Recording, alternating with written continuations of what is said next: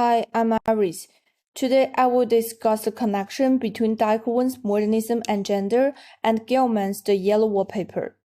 Here, the main point I want to put forward is that the Yellow Wallpaper is a concrete and symbolic interpretation of the core paradox of modernism revealed by Daikwun.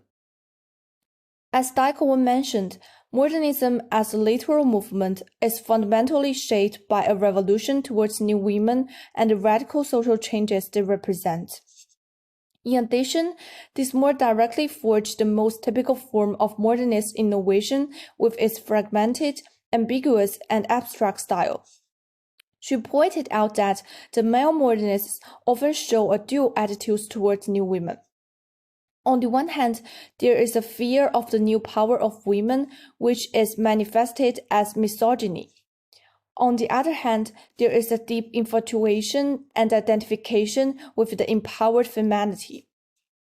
However, Daikwun emphasized that the female modernists also hold these contradictory attitudes. They really desire radical change, but also are deeply afraid of the punishment they will face for doing so. For these women, modernist forms have become the carrion for expressing this dangerous and unspeakable inner conflict.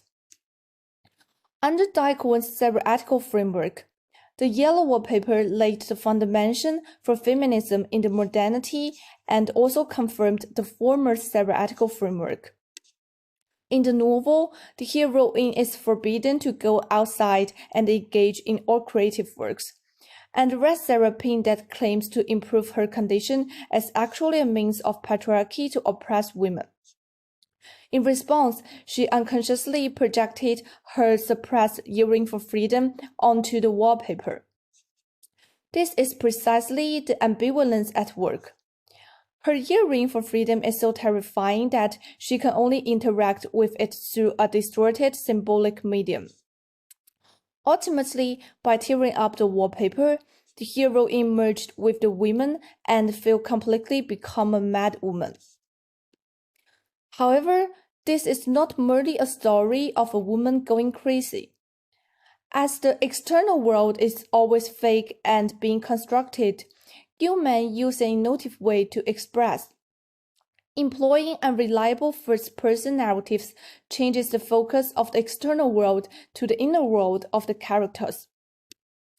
This is precisely one of the core features of modernist literature that Daikwun emphasized. The rejection of the unified objective reality and the shift towards the fragmentation of the subjective inner world. Among them, wallpaper is an objective that carries multiple meanings. It is not a symbol of patriarchy's social restraint on women, but also the only outlet for the heroine to show her creativity and her freedom spirit. Her madness is both the tragic consequence of the oppression and the most resolute and subversive liberation. There is no doubt that the price of such liberation is really high, just as Daikwun mentioned. A repeated theme in the works of female modernism is the longing for freedom is always accompanied by the fear of punishment, eventually leading to a pyrrhic victory, which is really a painful victory. Therefore, if Daikwun provided a theoretical framework in the context of modernism and gender, the Yellow Wallpaper is a case that proves those theories. The ending of heroine in the Yellow Wallpaper reveals the pyrrhic victory caused by women's contradictory psychological.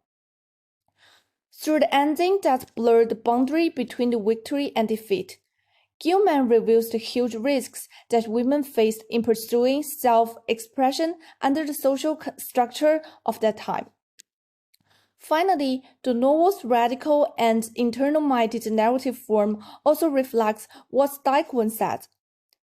The formal innovation of modernism itself is a subversion of the old patriarchal order.